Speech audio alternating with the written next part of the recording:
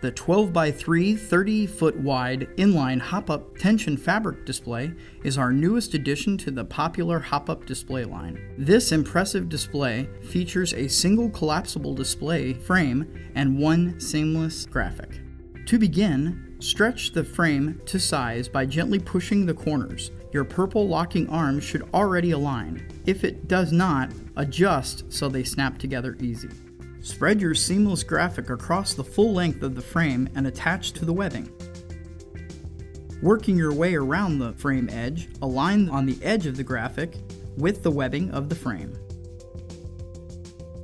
If your graphic has end caps, gently pull so the edge attaches to the gray hub. Repeat for the other 3 corners. Your graphic should be taut.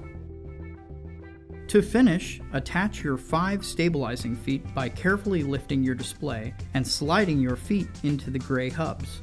Feet should be attached every 3 quads for the frame, starting from the outside and working in.